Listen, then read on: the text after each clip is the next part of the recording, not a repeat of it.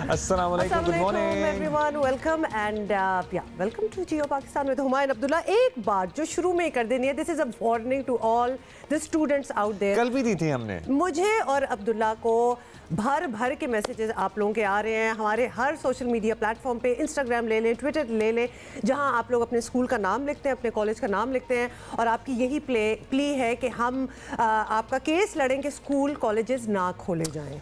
हमारी आपसे तहे दिल से गुजारिश है कि हमें आपके जज्बात का एहतराम है, लेकिन बहुत हो गई है।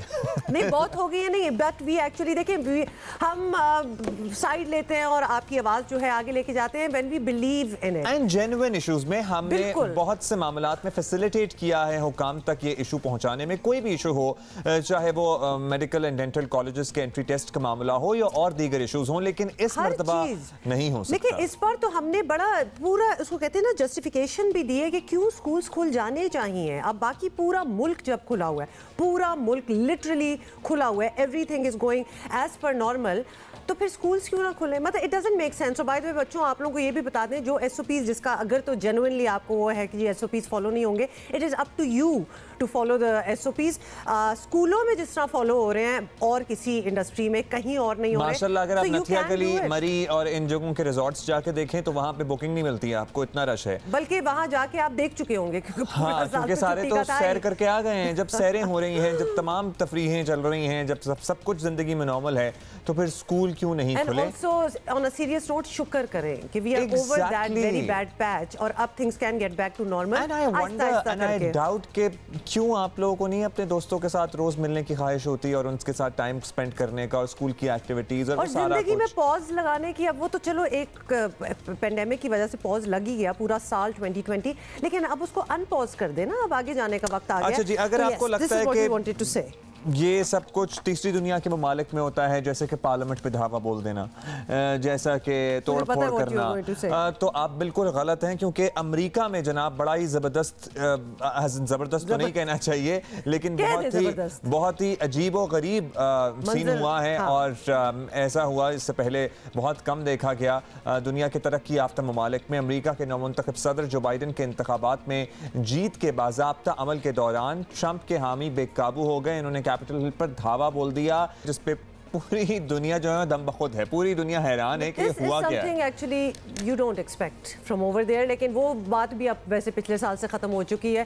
पिछले साल बड़ा कुछ चेंज हुआ है, आपको पता है ना। फिर इनके इलेक्शन से भी पता चल गया कि थिंग्स हैव चेंज्ड नाउ, और जो चीज़ें हम एक्सपेक्ट नहीं करते थे कहीं भी किसी चीज़ से भी, वो होना स्टार्ट हो गई है। तो there you go. Trump was heading a state like US, तो फिर आप क्या एक्सपेक्ट कर सकते हैं? नहीं, बस 4 साल चला भी लिया ना उन्होंने। हाँ, अब देख ही लिया असरात। I am looking forward to meeting Sonia by the way, क्योंकि ये बहुत बड़ी अचीवमेंट है, बट उसके लिए थोड़ा सा इंतजार करना पड़ेगा। अच्छा, एक मामले पे हम आपकी राय जेन्युइनली लेना चाहेंगे। जियो पाकिस्तान टीवी पे आप हमें लिख के भेजिएगा, because we are waiting for your opinion, कि जब अब हुकूमती तर्जुमान या वज़रा आकर सियासी बातें करते हैं या सियासी महाजराई या अपोजिशन, ये तो नवाज शरीफ, ये तो पीपल्स पार्टी, ये और सारे लीडरान जो भी अपोजिशन में मौजूद हैं, उन्होंने क्या कुछ किया उसको बारहा दोहराते हैं आके, तो आप लोगों को कैसा महसूस होता है? किस तरह लिखेंगे? हमें ट्वीट करेंगे कि आप लोगों को? मुझे तो ठीक ठाक कुछ काफ़ी पैराग्राफ्स होंगे, तो किताब चाहिए होगी बताने के लिए कि how I feel about it. जब वो अपने मुंह मियां मिठू हुए होते हैं, आवाम को देखने दें कि आप लोग क्या कर रहे हैं, खुद आके अपना बैंड बाजा ना बजाएं। बट एनीवे, इस वक्त हम बात कर रहे हैं कि महंगाई ने आवाम की कमर तोड़ रखी है, गैस मिल नहीं रही, अब नौमान का मसला भी खड़ा हो गया है।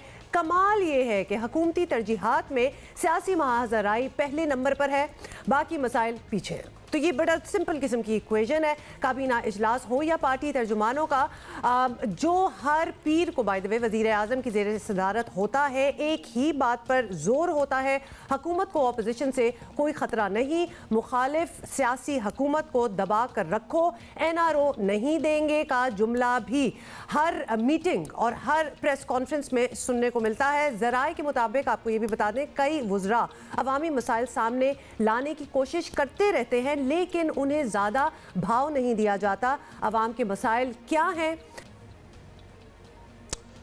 मेरा ख्याल है कि अगर कोई भी दर्द दिल रखने वाला इंसान हो और हुक्मरान हो, तो उसकी आंखें खोलने के लिए ये चंद अल्फाज काफ़ी हैं। 20 रुपए का जब अंडा मिलेगा तो गरीब नहीं खा सकेगा 2 वक्त, 3 वक्त तो दूर की बात है, हम तो 2 वक्त रोटी खाने की बात कर रहे हैं। आवाम को सर NRO लेने देने से दिलचस्पी नहीं है, ना ही उनका मसला ये है कि हुकूमत सियासी मुखालफिन से कैसे निमट रही है या किसी और हुकूमत की नाकामियों को किस तरह उजागर कर रही है। खुदा का वास्ता है, अब इन बेचारों को बस एक ही फिक्र है कि इनके घर का चूल्हा कैसे जलाएं, इनके बिजली के बिल कौन देगा। जॉबलेसनेस का वो आलम है कि वो कह रहे हैं कि बच्चे पढ़ भी लिख गए हैं और मेहनत मजदूरी करके बच्चों को पढ़ाया लिखाया है, लेकिन जॉब्स हैं ही नहीं। इतनी गम की बात है। वैसे बाय द वे ये वो सारी बातें हैं जो कि आपको, जिस तरह हमने तो थोड़ी सी एक वीडियो दिखाई, चंद ख़वातीन के अपने जो तासुरात हैं वो आपके सामने लाए। ये हमें पता होनी चाहिए, ये चीज़ें हमें पता हैं। हमने कभी भी वो सुनहरे वक्त, हम we did not turn that chapter, we did not turn that page कि हमारे वक्त बड़े अच्छे हो गए हों और अब हमें इस किस्म की चीज़ों पे तवज्जो देने की ज़रूरत नहीं है। It is very much there. मतलब है कि हमारे ही एक साथी हैं जो खुला कुकिंग ऑयल ख़रीदते हैं और 20 रुपये फ़ी किलो उस पर बढ़ा दिए गए हैं। 270 रुपये फ़ी किलो अगर खुला कुकिंग ऑयल मिलेगा तो मुझे बता दीजिए कि किस तरह से मामलात आगे बढ़ेंगे। अच्छा जी, चलें कुछ सवाल हम भी पूछते हैं। और पता है क्या हुमा, दुख क्या होता है, तवक्कुआत बहुत ज़्यादा थी। जब इतने बुलंदोबांग दावे थे ना तो लोग वाकई सोच रहे थे और ये तवक्को करते थे कि things would turn around, but things did not. वज़ीर आज़म के सॉरी, बिल्कुल हमारे गेस्ट हमारा इंतजार कर रहे हैं कि this is not just a problem with the present government. ये जब भी कोई भी हुकूमत हो, कभी वही मैं बात कर रही हूँ कि हमारे हालात कभी भी इतने कोई खास बेहतर हुए नहीं। यही तो बात है कि कभी भी कोई खास नहीं हुए, अभी भी कोई बहुत तब्दील नहीं है, लेकिन जो हुकूमत में आने से पहले जो दावे और वादे थे ना, वो बहुत, उस वक्त भी हमें डाउट होता था कि बहुत ही अनरियलिस्टिक हैं और अब तो यकीन हो गया कि किसी में कोई फ़र्क नहीं है। वज़ीर आज़म के मावन खुसूसी बराए सियासी अमूर मलिक आमिर डोगर साहब ने हमें ज्वाइन किया। आमिर साहब, सबसे पहले तो आपसे यही पूछेंगे, आपने देख लिया होगा वैसे जो हम सारी बातें कर रहे थे और दिखा रहे थे, वफाकी काबीना का इजलास बड़ा बाकायदगी से होता है, हुकूमती अमूर निपटाने के लिए बुलाया जाता है, बड़ा इसका ऑब्वियसली एक मकसद है, लेकिन अव्वल और आखिर बात सियासत पर ही होती है। PDM से ख़तरा नहीं, NRO नहीं देंगे, पिछली हुकूमतों के कारनामे अवाम को बताएं वगैरह वगैरह, ये सारी बातें होती हैं। काबीना का एजेंडा बस यही सियासत होता है और ये अवाम के मसाइल जो कि बेचारे अब वो चीख के अब तो बात ओपन हो चुकी है, ओपन एंड आउट आ चुकी है, इस पर कोई बात नहीं होती। वो तमाम वो अमूर होते हैं एजेंडे में जो पाकिस्तान की तामीर और तरक्की से मुतल्लक होते हैं, हुकूमती अमूर होते हैं, गवर्नेंस के इशू होते हैं, पोस्टिंग्स होती हैं और बड़ी बड़ी जो कॉरपोरेशनें हैं उनमें मुख्तलिफ जो अपॉइंटमेंट्स हैं वो होती हैं। उसके अलावा भी बहुत सारे अमूर ज़ेर बहस होते हैं और जैसा आपने कहा कि सियासत भी ज़ाहिर है उसमें डिस्कस होती है, क्योंकि वफाकी काबीना सियासतदानों पर मुश्तमिल पाकिस्तान का सबसे बड़ा हाईएस्ट फोरम है जो वज़ीर आज़म के अंडर बैठकर कैबिनेट पाकिस्तान के अमूर चलाती है। तो वह सियासी प्लेटफॉर्म है एक तरह से, तो सियासत के अमूर पर भी बात होती है, करंट अफेयर्स पर भी बात होती है और वज़ीर आज़म साहब अपने वज़रा से मुकम्मल इत्फाक भी करते हैं बाज़ मामलात में और इख्तलाफ भी करते हैं, लेकिन एक प्रॉपर एक ब्रेन स्टॉर्मिंग उसमें होती है। अच्छा, हमसे फरमाइएगा, काबीना में पाकिस्तानी हुकूमत का करता धरता बैठते हैं, ज़ाहिर है अभी आपने कहा कि सियासी लोग हैं और वज़ीर आज़म के अंडर सब मिलकर बैठते हैं, इसलिए बात ज़ाहिर है ज़रूर होती होगी हुकूमत के सामने।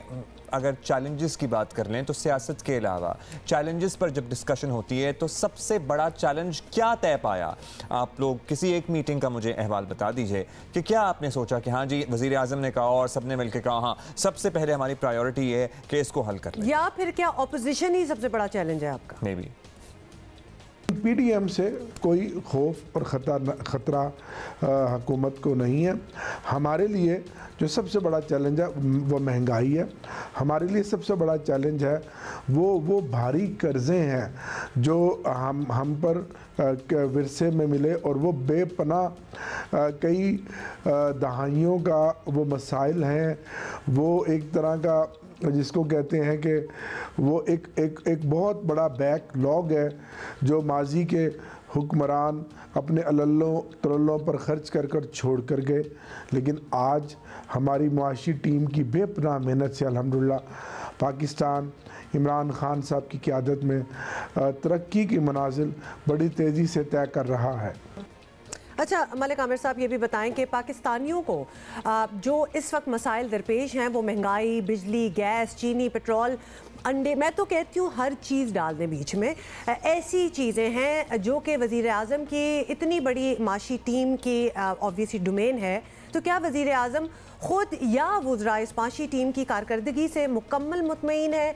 कोई सवाल नहीं करता कि ये क्या हो रहा है, ये एक एक चीज़ महंगी है।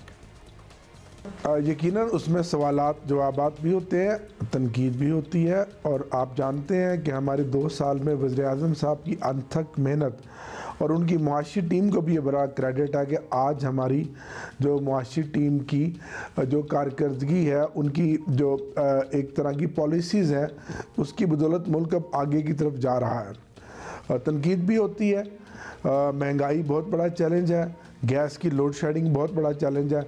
अगर आप देखें पिछले 2 सालों की निस्बत इस साल लोड शेडिंग में कमी वाक़या हुई है पिछले साल की निस्बत। अभी मैं समझता हूँ कि अगले 10-12 दिन में मज़ीद बेहतर हो जाएगी।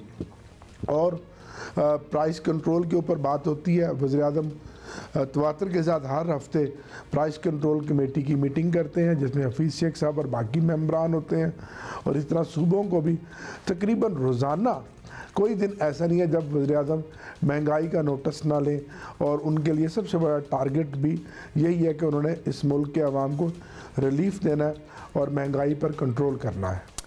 चलें, आई होप कि आपने कहा जी सबसे बड़ा टारगेट हमारा महंगाई पर कंट्रोल करना और आवाम को रिलीफ देना है। होपफुली सारी एनर्जीज़ फिर इसी तरफ मरकूज़ हों और सब लोग वाकई इसलिए काम करें और वो जो चीज़ें टर्न अराउंड करने के वादे थे वो सच साबित हो जाए। वैसे मैं अगर पर्टिकुलर एक शहर की बात करें ना, तो कराची में सबसे बड़ा मसला आवाम का मुझे लगता है, बहुत सारे मसाइल हैं लेकिन ट्रांसपोर्ट एक बहुत बड़ा मसला था। अब पिछले टेन्योर में वो एक ग्रीन लाइन वाला ट्रैक तकरीबन हमने देखा अपनी आंखों के सामने, दिन रात काम हुआ और मुकम्मल हो गया। अब ऑलमोस्ट 3 साल होने को आए हैं, उस पर बसें तो चला दें।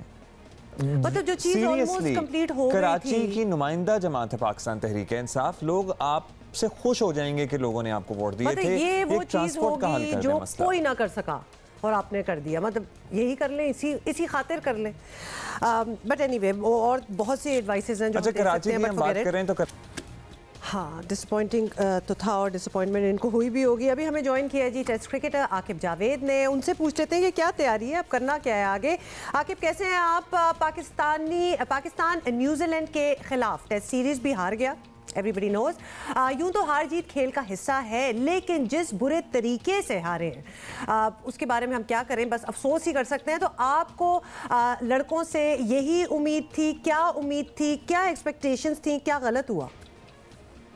देखिए, जिस तरह की टीम सिलेक्शन हुई और जिस तरह से पिछले 2 साल में प्लेयर्स के साथ बर्ताव किया है हमने, कभी उसको सिलेक्ट कर कभी उसको निकाल, तो इस टीम के साथ तो यही रिज़ल्ट बनते थे। बट अनफॉर्चुनेटली इससे एक बड़ी ख़तरनाक चीज़ जो मुझे नज़र आ रही है वो ये है कि 1952 से पाकिस्तान टेस्ट या इंटरनेशनल क्रिकेट खेल रहा है। इतनी लो स्टैंडर्ड और इतनी जो बैटिंग देखें या बॉलिंग देखें, इतनी वीक टीम पाकिस्तान की मैंने आज तक नहीं देखी। हम एक बहुत ही रिच टैलेंट से भरी हुई एक टीम हमेशा से रहे हैं, जिसमें 5, 7, 6, 7, 5 सुपरस्टार्स जो हमेशा हमारे पास रहे। सिवाय इस टीम में जो बैटिंग में देखें तो जिसको बैटिंग आती थी वो अनफॉर्चुनेटली बाबर आजम वो अनफिट हो गए, और उसके बाद अज़हर अली ही बचे, वही उन्होंने रन्स किए हुए हैं, पास में तो उन्होंने कर दिए, बाकी तो किसी ने कुछ किया नहीं है। फवाद आलम 10 साल बाद वापस आता है तो उसका मतलब ये है कि हम फवाद आलम जैसा प्लेयर भी 10 साल में पैदा नहीं कर पाए। अच्छा, अब आकिब भाई ये बता दें कि आप ख़ुद भी कोचिंग करते रहे हैं और ज़ाहिर जानते हैं कि ये काम कैसे होता है, इसलिए मिसबाह हक पर तनकीद करें तो बात समझ में भी आती है।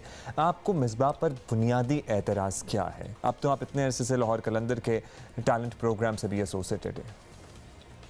देखिए, मिसबाह हक एक अच्छा प्लेयर था, अच्छा कप्तान था। मुझे उस पर एतराज़ सिर्फ यही है, उस पर नहीं है, उसको अपॉइंट करने वालों के ऊपर है। ये हमारा मुल्क है, हमारी नेशनल टीम है, और उसका कोच वो कैसे कोच हो सकता है, या मैं कैसे मान लूँ कि जिसने पहली असाइनमेंट की और वो नेशनल टीम का हेड कोच हो। ये तो ऐसे ही है जैसे यूनिवर्सिटी से आप पास हो और आप फर्स्ट डिवीज़न आपको मिल जाए और आप प्रिंसिपल के पास जाओ, उसको बोलो कि अब मैं तो देखो फर्स्ट डिवीज़न ले लिया, मैं कल से ना इस क्लास को मैं पढ़ाऊँगा। पढ़ना, पढ़ाना, खेलना और सिखाना, they are two different skills.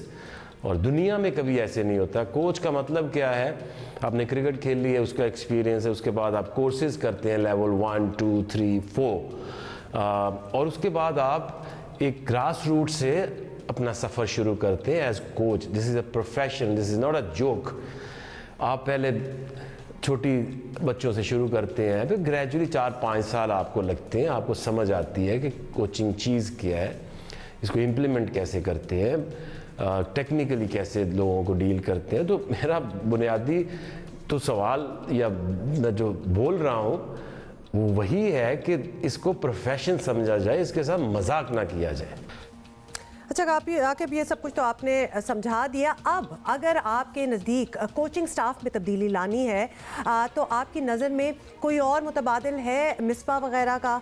क्या पाकिस्तान में ऐसा कोई मिलेगा, या हमें एक बार फिर गैर मुल्की कोच के ऑप्शन की तरफ जाना पड़ेगा, which has worked well in the past as well? देखिए, मिसबाह जैसा, मिसबाह से तो सारे अच्छे हैं, क्योंकि जितने भी पाकिस्तान में कोचेज़ हैं उनमें आपको कुछ लेवल 4 के कोचेज़ भी हैं और उनका एक्सपीरियंस भी 20-20 साल का भी है, 15-15 साल का भी है। अब हम करते ये हैं कि जब भी हम पाकिस्तानी कोचेज़ को लाते हैं तो हम उनको ले आते हैं जो कोचेज़ ही नहीं हैं। मैं पहले भी कहा है कि मिसबाह जो है वो कोच नहीं है, Waqar Younis is not a coach, वो कमेंटेटर है। तो अब जब भी लाते हैं, जैसे वकार को 10 सालों में 5 दफ़ा हम ले आए हैं, वो जब भी जाते हैं तो कोई ना कोई बोर्ड से या टीम से लड़ झगड़ के जाते हैं। तो हमारा अलमिया ये है कि जो कोचेज़ हैं पाकिस्तानी, उनको हमने आज तक चांस नहीं दिया। कोचेज़ के नाम के ऊपर हम, पाकिस्तानी कोचेज़ के नाम के ऊपर हम ऐसे नॉन कोचेज़ को लगा के फिर कहते हैं पाकिस्तान में तो कोच ही नहीं है, तो फिर हम फ़ॉरेन की तरफ जाएंगे। थैंक यू आकिब भाई। और ज़राए से पता लग रहा है, उड़ती उड़ती खबरें कुछ पहुंच रही हैं कि प्रॉब्ली ये जो दौर है न्यूजीलैंड की शिकस्त का मलबा डाला जाएगा हेड कोच मिसबाह हक पे, और प्रॉब्ली शायद ज़राए बता रहे हैं कि उनको उनके ओहदे से हटा दिया जाएगा। सुनने में आ रहा है।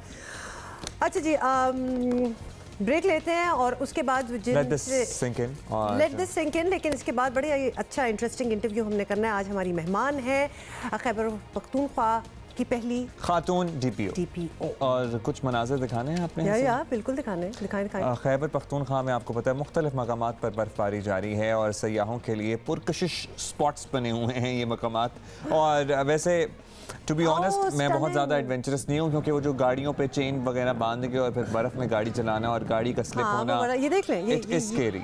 अब्दुल्ला, मैंने अपने सामने, अपनी आंखों के सामने गाड़ी को पूरा एक ग्रूव्स बन जाते हैं ना स्नो में, फिर आप उसमें फंस जाते हैं। तो एक गाड़ी ने ग्रूव बना गई भारी सी, और फिर जो छोटी गाड़ी पीछे आई, फंस क्या गए, वो नीचे स्लिप होके गिर गई खाई में। लेकिन वो जब स्लिप आहिस्ता आहिस्ता और थी, वो लोग निकल आए बिकॉज दे न्यू कि देयर इज नो वे हम गाड़ी रोक सकते हैं। एनीवे, ये तो खतरनाक बात है, हम आपको बता रहे हैं, ये 1-2 बार ही होता है, अदरवाइज बाकी अच्छे स्पॉट्स रहते हैं आपके। लुक एट दिस कार, ये अब्दुल्ला की बिल्कुल नाइटमेयर सिचुएशन, ये आपकी नाइटमेयर सिचुएशन है वैसे। But anyway it's beautiful. बहुत से लोग जा रहे हैं जी, और पूरा वो जो सिलसिला होता है सड़कों को साफ रखने का, बर्फ हटाने का, वो भी साथ साथ चल रहा होता है आपका। उसके अलावा तो there is no other way to actually. क्या ही है कि आप अपने घर में बैठ के एक आग जला लें, हीटर जला के मूंगफली खा लें, ये सारा एडवेंचर करने से बहुत से लोग यहाँ रहते हैं, उनके घर इधर हैं। हाँ वो तो रहते हैं, लेकिन बहुत से लोगों को आजकल जो है ना, वो एक पंजाबी में एक वर्ड होता है, बिल्कुल ना यूज कीजिएगा, मेरे भी दिमाग में वो आई हुई है और उन्होंने जाना है, लेकिन वो जाना जरूरी होता है। तो लिहाजा वो बर्फ में जी मौसम जब होता है तो you have to go out. ये बार बार हम क्यों खतरनाक गाड़ी दिखाई चले जा रहे हैं? हम लोगों को इनकरेज कर रहे हैं कि जाके बर्फ देखें। अच्छा चले, ओके। बेसिकली आपको हम ये एक्सटेंट दिखाना चाह रहे थे इसमें, come back to us please, कि कितनी लेवल की बर्फ़ जो है वो पड़ी हुई है। अच्छा जी, ज़रा थोड़ा सा आपको बता दें कि कोरोना की क्या अपडेट है। अभी भी फेसबुक का एक ग्रुप है ना, corona warriors and recovered warriors, उस पर आई रोज़ के हर घंटे किसी न किसी ने पोस्ट डाली होती है कि किसी का भाई, किसी का दोस्त, किसी के वालिद, किसी की अम्मी वेंटिलेटर पर हैं और बहुत बुरी हालत है, दुआओं के लिए दरखास्तें। तो हम सब लोगों के लिए दुआ करते हैं, अल्लाह पाक सबको सेहतियाब करे जो इस वक्त कोरोना से लड़ रहे हैं, और बस पता नहीं ये बीमारी कब ख़त्म होगी।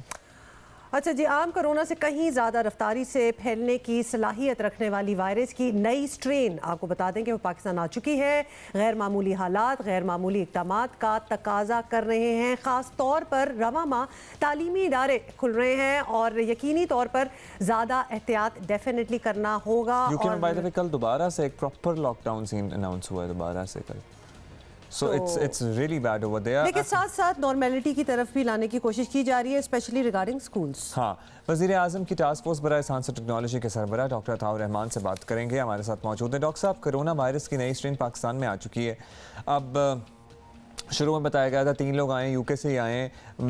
ये स्ट्रेन जो है पहली वाली वायरस से कितनी मुख्तलिफ है? इसमें फर्क ये है कि इसमें 17 जगह तब्दीलियां आ चुकी हैं इसके जेनेटिक स्ट्रक्चर में, जिसमें 8 तब्दीलियां उस जगह पे हैं जो कि इसमें कांटे कांटे से होते हैं, जो इसकी आपने तस्वीर देखी होगी। वहाँ पे स्पाइक प्रोटीन होते हैं जिसके जरिए ये इंसानी खलियों में दाखिल होता है। तो उसके जीन्स में तब्दीलियां आ चुकी हैं, जिसकी वजह से ये बहुत आसानी से खलियों में दाखिल हो रहा है और बहुत तेज़ी से फैल रहा है। 70% ज़्यादा तेजी फैलाव है इसका उस पुराने वायरस के शक्ल के मुकाबले में।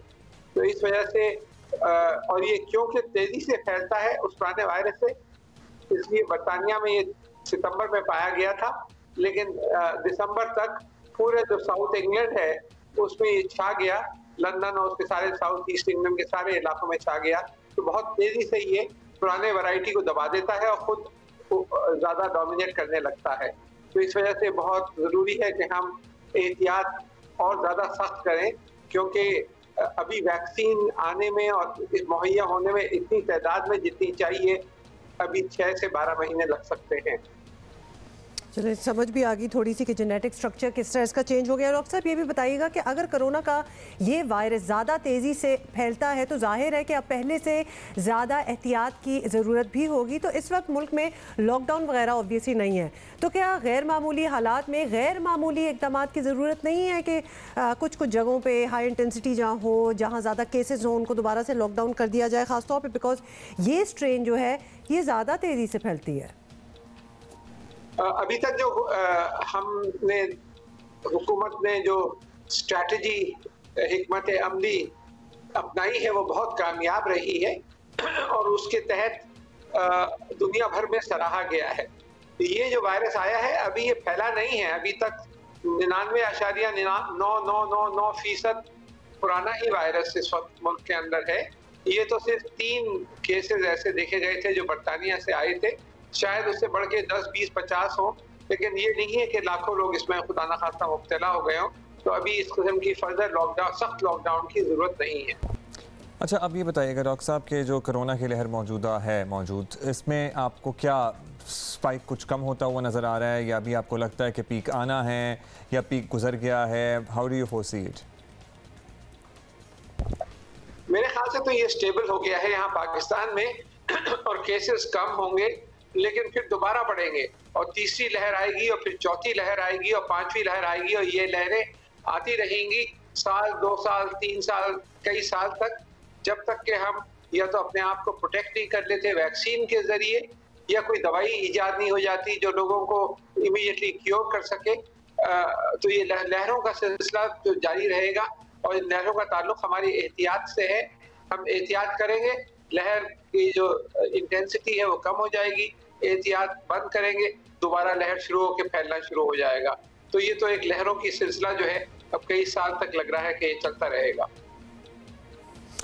ये तो ज़रा खौफज़दा ही कर दिया। डॉक्टर अताउर रहमान हमसे बात कर रहे थे और इनका ये कहना है कि लहरों में ये जो वायरस है ये आती रहेगी। तो जब हम सेकंड की बात करते हैं, सेकंड लहर, तो थर्ड, फोर्थ, जब तक कोई सॉलिड किस्म की वैक्सीन, कोई मेडिकेशन, कोई एंटीडोट, कोई इस किस्म की चीज़ नहीं निकलेगी तो ये होता रहेगा, ये होता रहेगा। और बाय द वे वैक्सीन एहतियात is the only thing. Third stage के ट्रायल्स जारी हैं, AKU में भी, इंडस अस्पताल में भी और भी दीगर अस्पतालों में, SIUT में भी। तो आप भी जाकर वॉलंटियर कर सकते हैं और अपने आप को वैक्सीनेट करवा सकते हैं। लेकिन उसकी भी कोई कंडीशंस होती होंगी ना कि आपको बहुत कोई हार्श कंडीशंस नहीं है। अच्छा, हाँ, so you can be a part of it as well. You know, ये 3D आर्ट भी it is beautiful, it's like walking into an illusion. So आपको ऐसा लगता है कितनी खूबसूरत आर्ट चीज़ है ना कि जो चीज़ एग्जिस्ट ही नहीं करती वो होती है। और बिल्कुल वो इस तरह जैसे अगर कोई डेप्थ है तो वो आपको 3D आर्ट में डेप्थ ही नज़र आएगी। लेकिन एनीवे वो हम आपको बाद में दिखाएंगे तो बेहतर समझा सकेंगे। अभी हमारी गेस्ट हमारा इंतज़ार कर रही हैं। एक ज़माना था, आपको बताएं, जब ख़वातीन तालीम और सेहत के शोबों तक ही महदूद थी, लेकिन आज की औरत हर शोबे में अपने आप को मनवा रही है। इसमें तो कोई शक नहीं है। हमारे प्लेटफॉर्म पे आप कितने ख़वातीन से मिल चुके हैं जो कि बिल्कुल अनथिंकेबल जो पहले प्रोफेशंस होते थे उनमें बिल्कुल टॉप पे हैं। ऐसी ही मिसाल खैबर पख्तूनख्वा की सोनिया शमरोज़ खान हैं, जिन्हें खैबर पख्तूनख्वा की पहली खातून डिस्ट्रिक्ट पुलिस ऑफिसर यानी DPO बनने का एजाज़ हासिल हुआ। और ज़ाहिर है ऐसे ही नहीं ये एजाज़ मिल जाता है, इसके लिए बड़ी मेहनत होती है, बड़ा आपकी लगन भी होती है और बहुत लंबा सफ़र होता है जो आपने तय किया होता है। जो अगला आप में देखता है, आपके सीनियर्स आप में वो पोटेंशियल देखते हैं तो आपको वो अपॉइंटमेंट 2 दिन पहले सोनिया ने अपने ओहदे का चार्ज लिया है, लोअर चित्राल में पोस्टेड हैं और हमारे साथ मौजूद हैं। Thank you Sonia for being with us. आप चित्राल से हमें ज्वाइन कर रही हैं। आई एम श्योर कि चित्राल में सबसे पहले तो ठंड कराची और लाहौर वगैरह से तो ज़्यादा ही होगी। बिल्कुल, thank you Abdullah for having me.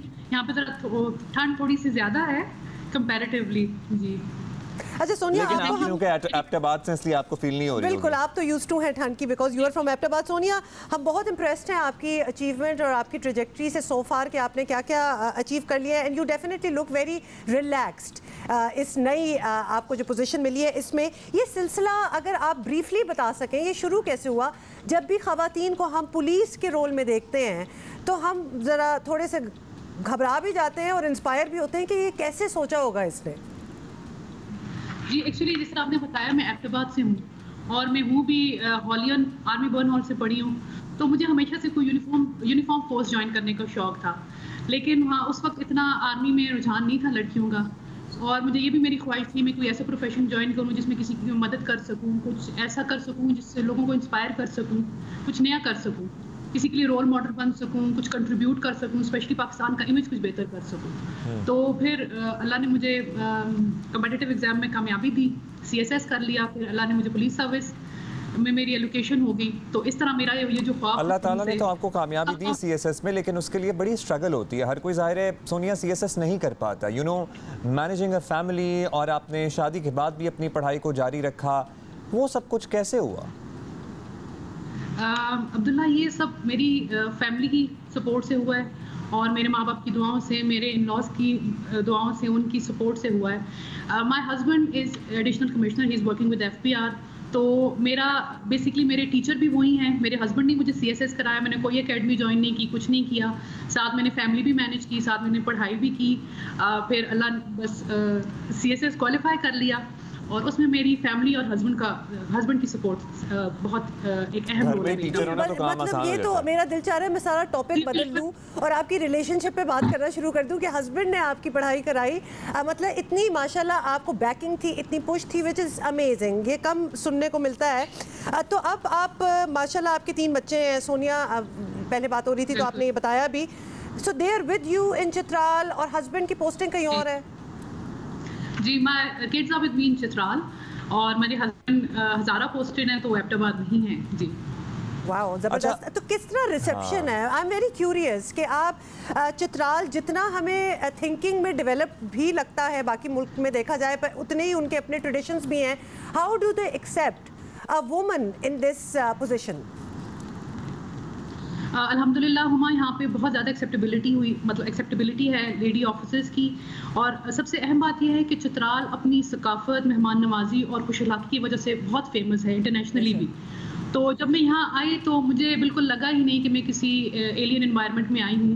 यहाँ पे लोग इतने, यहाँ पे मेरे मतलब जो पुलिस फोर्स है उसने भी मुझे बड़ा मतलब वेलकम किया, जो कम्युनिटी के लोग हैं उन्होंने भी।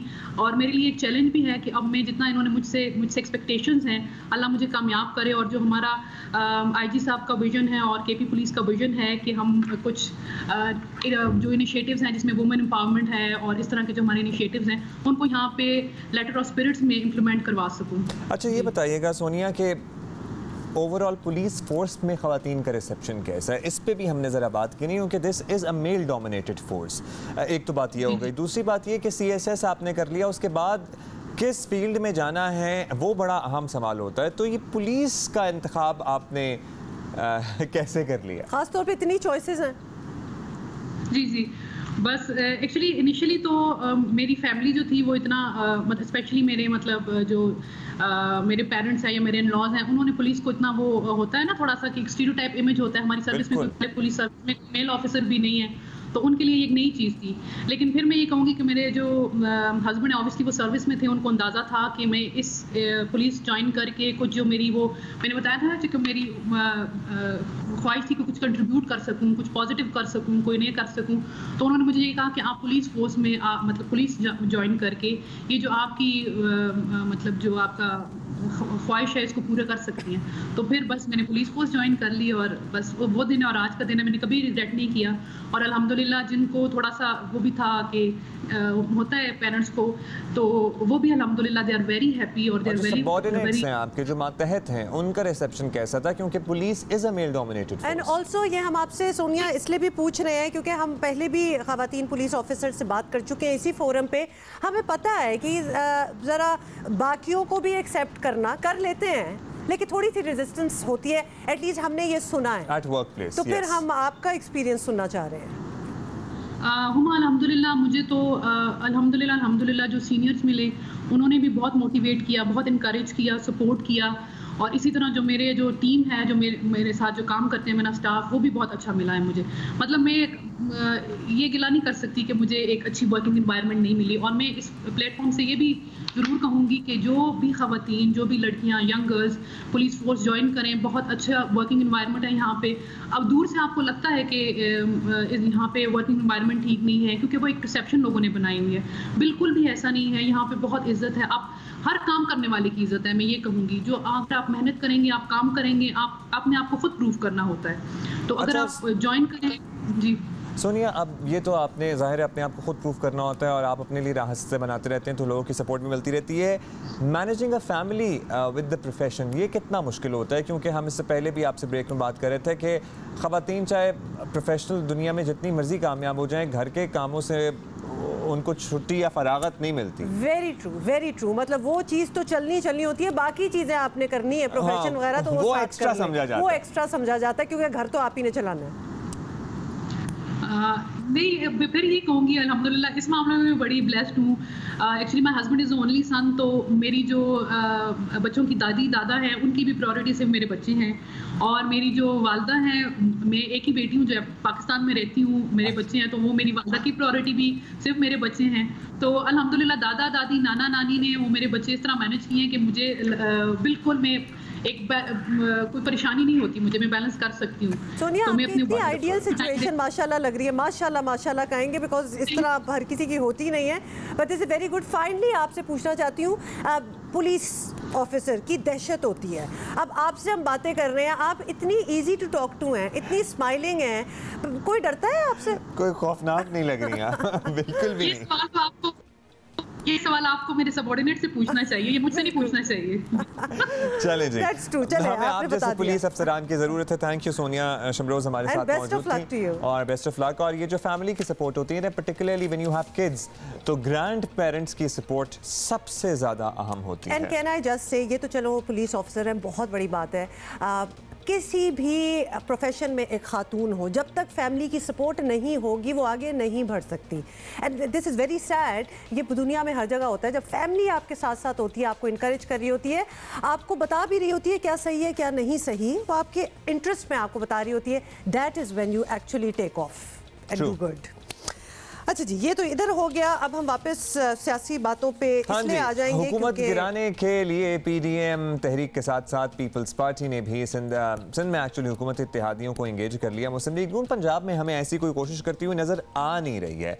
अब कोशिश ना करने की वजह क्या हो सकती है, ये एक अहम सवाल है। और पीडीएम अपने 31 जनवरी की डेडलाइन के मुताबिक अवामी राब्ता मुहिम को स्केड्यूल के मुताबिक चला रही है, लेकिन पीपल्स पार्टी ने इसी दौरान एक और स्ट्रैटेजी भी अपनाई है। और स्ट्रैटेजी क्या है जी, मरदमशुमारी के मामले पर तहरीक इंसाफ से नाराज एमक्यूएम पाकिस्तान से राब्ता कर लिया है। साथ ही साथ कराची के एजेंडे पर हुकूमत की इत्तेहादी जमातों को भी दावत दे डाली है। अप्रोच करेंगे, अपील करेंगे बाकी सियासी जमातों से भी कि कराची के अवाम का आप सोचे, कराची के अवाम के साथ जो हो रहा है इस वक्त, जिस तरीके से वो तारीखी बेरोज़गारी, गुर्बत और महंगाई का मुकाबला कर रहे हैं, आप अपना मजबूरियों के बजाय इन अवाम की मजबूरियों के बारे में ज़रा सोचें। अगर आप हमारे साथ आएँ और हमारे सीने से लगे तो हमें बड़ी खुशी होगी। लेकिन और जिस तरीके से यहाँ पे मैंडेट थोपा गया है किसी तीसरे का, तो हमने उस पर भी निशानदेही की। अच्छा जी, साथ साथ आपको ये भी बताएं कि इस हिकमत अमली के नताइज आना भी बाकी हैं, लेकिन सवाल ये है कि ये पंजाब में क्यों नहीं हो रहा। मतलब सोचने वाली बात तो बनती है ना, क्योंकि यहाँ मुस्लिम लीग नून के पास नंबर्स का कम मार्जिन भी है, और पिछले दिनों हुकूमत से नाराज रहने वाली काफ लीग फिलहाल मुतमईन लग रही है। वैसे तो पहले में हमने कह दिया सर, कोई रिजर्वेशन नहीं है हमारी तरफ से, बिल्कुल कोई मसला नहीं। मकसद ये रहा जाता है, सुने गवर्नमेंट इंशाल्लाह 5 साल पूरे करेगी, असल बात इसी में सारा कुछ होना है। अच्छा जी, इस एतमाद के बावजूद सियासत का तकाजा तो यही है कि मुस्लिम लीग नून पंजाब की हुकूमत इत्तेहादी से भी बात कर लेती। कुछ होना हो, सियासी राब्ता तो बहाल हो ही जाता। मुस्लिम लीग नून पंजाब के ही सदर राना सनाउल्लाह हमारे साथ मौजूद हैं, उनसे ज़रा बात कर लेते हैं फिर इस बारे में। राना साहब, सबसे पहले तो यही आपसे पूछेंगे कि पीडीएम अपने एक स्केड्यूल के मुताबिक चल रही है, और इस्तीफों और लॉन्ग मार्च वगैरह का वक्त तो अभी आया नहीं, लेकिन पीपल्स पार्टी की सरगर्मियाँ कुछ और भी हैं। ये हम पूरी डिटेल हमने दी है। वो लोग सिंध में तहरीक इंसाफ इत्तेहादियों से मुलाकातें कर रहे हैं, उन्हें हुकूमत से अलहदगी के मशवरे दे रहे हैं। तो क्या पीडीएम को इन सरगर्मियों पर कोई एतराज़ है या नहीं? पीपल्स पार्टी के इन हाउस तब्दीली और उसके लिए हुकूमत के जो इत्तेहादी हैं उनसे राब्तों का मामला है, तो राब्तों पे ऊपर तो हमें इसलिए एतराज़ नहीं कि जो कराची में राब्ते हुए हैं तो उसके मतलब पीपल्स पार्टी का मौक़िफ़ ये है कि कराची का जो सेंसस का मसला है उसके ऊपर वो जो है वो उनका मौक़िफ़ एक है, और उस मकसद के लिए वो चाहते हैं कि उसको जो है वो स्ट्रेंथन करने के लिए वो आपस में एक दूसरे के साथ जो है वो तावन करें। तो वो अगर कराची का मसला है तो कराची बेस्ड पार्टीज़ और पीपल्स पार्टी अगर वहाँ पे उनके साथ मिल के किसी इशू को जो है वो उठाती है तो उसके ऊपर क्या एतराज़ हो सकता है। लेकिन हमारी जो है वो दानिश में या असेसमेंट में इन हाउस तब्दीली जो है वो मुमकिन नहीं है, क्योंकि हुकूमत के जितने इत्तेहादी हैं वो सब के सब जो है वो अपने फ़ैसले करने में आज़ाद नहीं हैं। वो इस्टेब्लिशमेंट के मोरे हैं, वो इस्टेब्लिशमेंट से पूछ के करेंगे जो करेंगे, और इस्टेब्लिशमेंट के साथ कोई बात जो है कम से कम PMLN जो है वो तो इस वक्त नहीं कर रही है, और ना ही इन फ्यूचर जो है वो करना चाहती है। अगर पीपल्स पार्टी को इस बारे में कोई गलत फहमी है तो ठीक है, वो करके देख लें। हमें तो ये नज़र आ रहा है कि इससे कुछ हासिल नहीं होगा। अच्छा राना साहब, सिंध में पीपल्स पार्टी ने हुकूमत इत्तेहादियों को इंगेज किया है। पंजाब में ये काम अगर करना है तो सर्टनली मुस्लिम लीग नून को ही करना है। तो क्या हम फिर भी आपसे जानना चाहते हैं, आपने कहा आपको इसका कोई फ़ायदा नज़र आता, क्या काफ लीग वगैरह से ताल्लुकात इतने बिगड़ चुके हैं कि मुस्लिम लीग नून उनसे बात करने को तैयार नहीं है? फ़ायदा ना हो, ज़रा एक राब्ता तो बहाल होगा।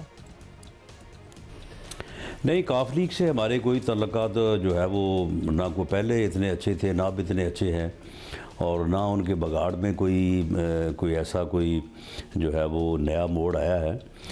क्यू लीग जो है वो जिनके इशारे पे और जिनके कहने पे उसने फैसले करने हैं वो हमें अच्छी तरह से मालूम है, और इसीलिए हमने जब क्यू लीग पीछे नाराज़ हुई थी और वो नाराज़गी की बातें कर रहे थे तो हमने उस वक्त भी एक मुहतात रवैया रखा था, और वो देखने के बाद में फिर नैब का हथियार जब इस्तेमाल हुआ है तो वो फिर अब जो है वो क्यू लीग जो है उसकी मामलात भी ठीक हो गए हैं। नैब को भी अब कुछ नज़र नहीं आया, बल्कि नैब ने अब हाई कोर्ट में बाकायदा लिख के दे दिया कि जी वो तो गलतफहमी हुई थी, कुछ भी नहीं है इनके ख़िलाफ़। तो ये इस तरह से ही जो है वो गवर्नमेंट्स बनाई और चलाई जा रही हैं। अच्छा राना साहब, ये भी बताइएगा कि पीपल्स पार्टी के तजावीज़ में एक तजवीज़ तहरीक अदम एतमाद की भी थी। सब असम्बलियों में पंजाब असम्बली एक ऐसी जगह है जहां मार्जिन बहुत ही कम है, लेकिन मुस्लिम लीग नून हुकूमत की तब्दीली के लिए कुछ करती नज़र नहीं आ रही। तो अगर बैकडोर राब्ते हैं भी तो उन्हें काम में कब लाया जाएगा? देखिए, इसमें जो PTI है पंजाब में उसके अपने अंदर इतना इंतशार है कि वहाँ पे कम से कम 15-20 लोग ऐसे हैं जिनके किसी न किसी वक्त में हमारे साथ जो है वो राब्ते रहे हैं, और अब सेनेट के इलेक्शन में भी हमें ये पूरी उम्मीद है कि वो अपना जो है वो नाराज़गी जो है वो दिखाएंगे। ऐसे ही लोग कौमी असम्बली में भी हैं जो बड़े जो है वो वाज़ेह गुफ्तगू जो है वो करते हैं। तो इसमें मामला ये है कि इस वक्त नैब के होते हुए और दूसरे हुकूमती हथकंडे जो हैं तो उसके होते हुए ये मुमकिन नहीं है कि कोई आदमी जो है वो कोई अपनी आज़ाद मर्ज़ी के साथ कोई सियासी फ़ैसला कर सके या कोई ग्रुप जो है वो फ़ैसला कर सके। यहाँ पे तो हालत ये है कि क्यू लीग ने जब अपनी मर्ज़ी से थोड़ा फड़फड़ाने की कोशिश की और उसके इस तरह की गुफ्तगू जो है वो हुई, तो उसके बाद फिर नैब जो है वो चौधरी परवेज़ इलाही साहब को जो है वो गिरफ़्तार करने जा रही थी। जिस दिन वो रात को ही फौरी तौर पर उन्होंने अपनी पटिशन तैयार करवाई और सुबह होते ही उन्होंने अपनी bail before arrest high court से करवाई, और बाद में फिर जब मामला तय हो गए हैं तो फिर अब नैब ने कहा है कि नहीं, वो हमें गलतफहमी हुई थी, चौधरी साहब के ख़िलाफ़ तो कोई सबूत नहीं है और कोई मामला नहीं है। तो इन हालात में हम समझते हैं कि शायद इस किस्म की कोशिश करने का कोई मौसम या बेहतर नतीजा नहीं है इन हालात में। बहुत शुक्रिया आपका राना सनाउल्लाह हमारे साथ मौजूद थे। कहना बेसिकली ये उनका कि उनका ये कहना है कि जो भी हुकूमत इत्तेहादी हैं वो अपने इंडिपेंडेंट फ़ैसले तो करते नहीं हैं, तो उनसे क्या बात करनी, बेसिकली यही कहना था इन अ नटशेल। इंटरनेट पर अक्सर दुनिया के कई ममालिक की ऐसी तस्वीर आती हैं जहाँ किसी फनकार ने ज़मीन पर ऐसा 3D आर्ट तख्लीक किया होता है कि हैरान रह जाते हैं, दंग रह जाते हैं। बिल्कुल लगता है कि रियल लेवल की कोई डेप्थ हो तो लगता है कि आप उसके अंदर गिर जाएंगे, तो हालांकि वो फ्लैट सरफेस होता है। जी, पाकिस्तान में भी अब ये आर्ट जो है ये मकबूल हो रहा है और कराची के मुख्तलिफ मकामात पर अपने फन पारे बिछा रहे हैं। कौन? हमारे गेस्ट आज के Ubaidur Rahman. Welcome to the studios. Ubaid, कैसे हैं उबैद? माशाल्लाह हमने आपका काम देखा है, तो इसके लिए आप सेल्फ टॉट हैं, प्रोफेशनली ट्रेंड हैं, how did this journey start? नहीं, बेसिकली मैं सेल्फ टॉट आर्टिस्ट हूँ। मैंने एक्सीडेंटली स्टार्ट किया था, ये यूनिवर्सिटी से मैंने एक ब्रेक लिया था, उस दौरान मैंने म्यूरल पेंटिंग स्टार्ट की। तो फिर म्यूरल पेंटिंग करते करते ये हुआ कि क्योंकि मैं घर पे कर रहा था तो दीवारें ख़त्म हो गई मेरे घर पे। That is so funny। तो अम्मी ने क्या कहा था ये बता? आप घर से बाहर निकल जाओ, बाहर जाके करो। नहीं, उनका मेरे पेरेंट्स का ये है कि they have been very supportive throughout ना। तो फिर ये हुआ कि जब दीवारें नहीं थी तो कुछ और करना था मुझे, तो फिर मैंने इनोवेट किया। तो एक बंदे को देखा यूट्यूब पे, एक वीडियो देखी कि वो पेपर पे क्रैक बना रहा था, तो 3 डायमेंशनल इमेज बना रहा था वो।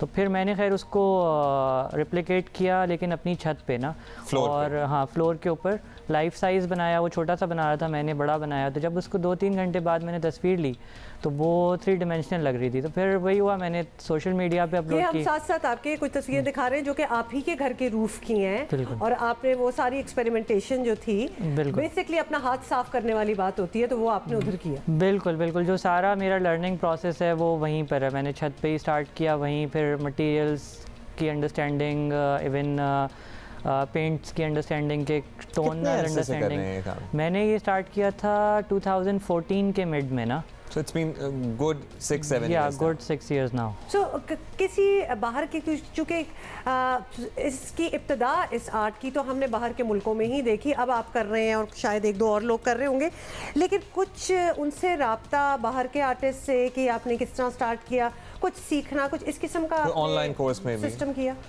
बिल्कुल नहीं, शुरू में जिस तरह मैंने किया तो यहाँ कोई कर नहीं रहा था पाकिस्तान में, क्योंकि मुझे हुआ कि पहला आर्ट वर्क एक्सीडेंटल था तो उसकी प्रॉपर टेक्निक्स होंगी करने की।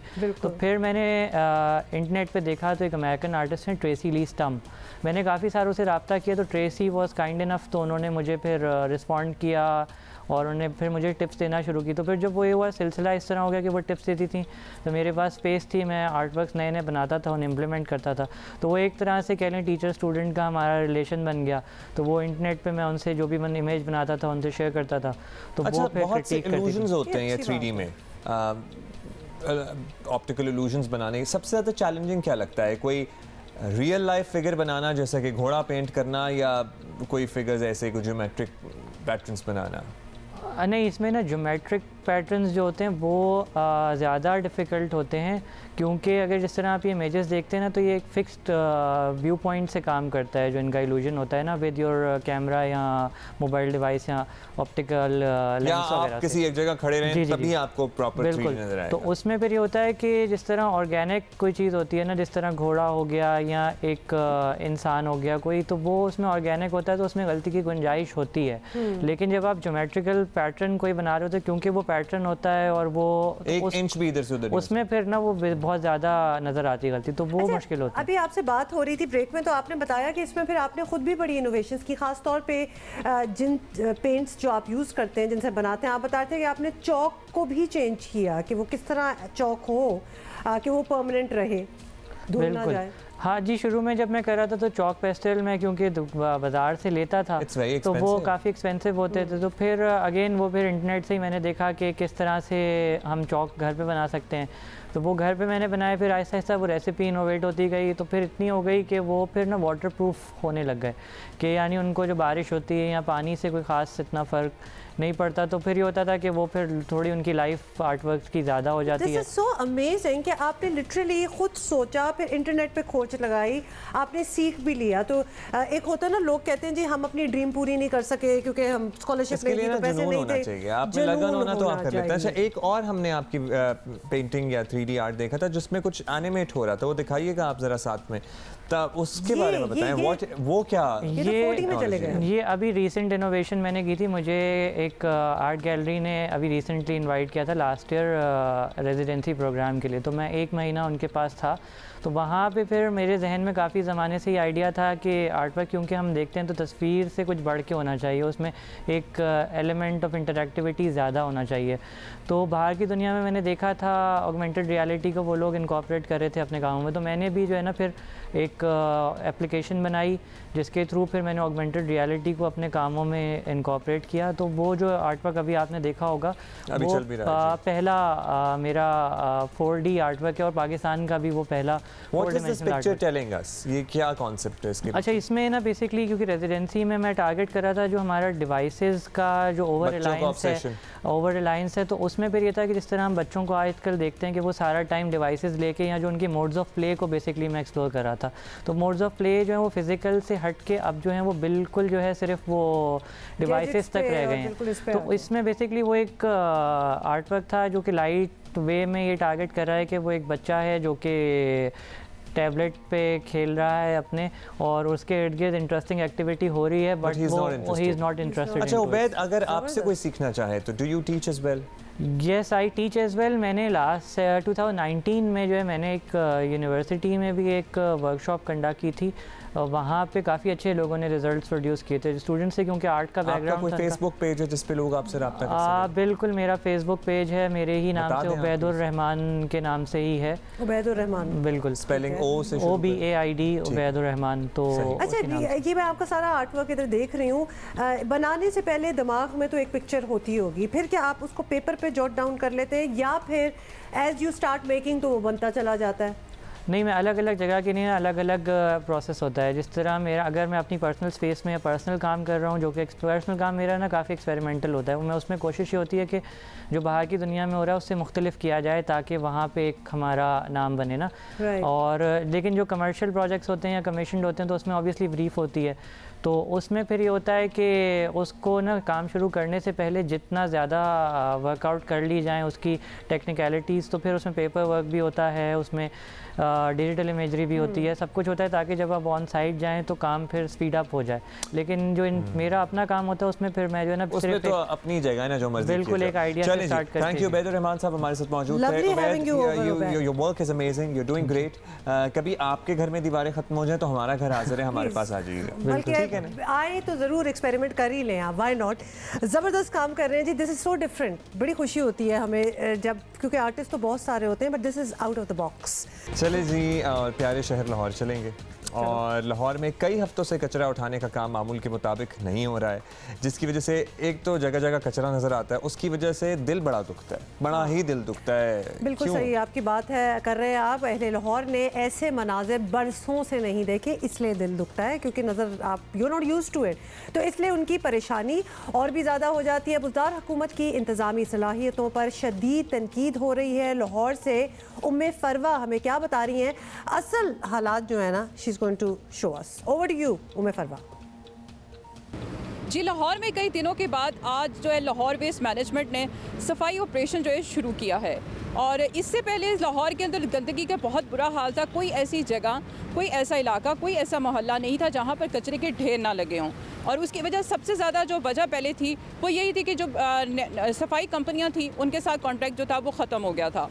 अब इन सफाई कंपनियों से मशीनरी जो है वो लाहौर वेस्ट मैनेजमेंट को मिल चुकी है, और आज से उन्होंने सफाई ऑपरेशन शुरू किया है। चूँकि यहाँ पर लाहौर शहर के अंदर कोई 17 से 18 हज़ार टन से ज़्यादा कचरा जो है इकट्ठा हो चुका है, यही वजह है कि ये सफाई ऑपरेशन जो है ना होने के बराबर है। अभी भी बहुत से ऐसे इलाके हैं जहाँ पर से अभी तक कचरा उठाया नहीं जा सका। मैं इस वक्त शादमान में मौजूद हूँ, और शादमान में आप मेरे अकब में देख सकते हैं कि कितना ज़्यादा कचरा जो है वो यहाँ पर पड़ा हुआ है, क्योंकि गुज़श्ता रोज़ बारिश होती रही, सारा दिन सारी रात बारिश होती रही, जिसके बाद से आप ये देख सकते हैं कि कचरे के साथ साथ बारिश का पानी भी खड़ा हुआ है, और इस बारिश के पानी की वजह से जो है बहुत ज़्यादा गंदगी भी है और बदबू जो है वो भी बहुत ज़्यादा हुई हुई है। लाहौर वेस्ट मैनेजमेंट की बात की जाए तो उन्होंने यकीन दहानी करवाई है कि 3 दिन में लाहौर शहर को मुकम्मल तौर पे ज़ीरो वेस्ट कर दिया जाएगा। आज पहला रोज़ है, पहले रोज़ में तो इतनी सफाई दिखाई नहीं थी, कचरा तो जगह जगह दिखाई दे रहा है, चंद एक इलाके हैं जिनको साफ़ किया गया है, तो अभी मज़ीद 2 दिन बाकी हैं। क्या उनका जो दावा है लाहौर वेस्ट मैनेजमेंट का कि वो सफाई मुकम्मल तौर पे कर देंगे, वो इसमें किस हद तक जो है अपनी बात को काम करने में कामयाब होते हैं, ये 2 दिन के बाद जो है वो पता चलेगा। जी भाई 2 दिन बाद तो पता लग जाएगा, लेकिन this is not good, this is just not good, because हमने कल भी बात की थी और परसों भी बात की थी, प्लानिंग का फुकतान क्लियर कट नज़र आ रहा है। चाहे आप उसमें ये कह दें कि जी वो कंपनी का एक कॉन्ट्रैक्ट 31 दिसंबर को ख़त्म हो रहा था, उन्होंने काम 20 दिन, आपका ये काम 2 महीने पहले रेडी होना चाहिए था। ये बहुत वियर्ड किस्म की ये जस्टिफिकेशन, एग्जैक्टली लेम किस्म की एक्सक्यूज़ है कि देखिए ना काम तो अभी ख़त्म हो रहा था, उन्होंने पहले, पर तुम लोग कौन से प्रोएक्टिव थे? तुम लोगों को पता तो था कि काम इवेंचुअली तो ख़त्म हो ही जाना है, तो उससे पहले ही लगा लो किसी और को। So that is exactly what happened. अब जितने भी बहाने बना लें, काम ये हो तो गया है, मामला बैड। आपको we going to see tomorrow इंशाल्लाह। Take care.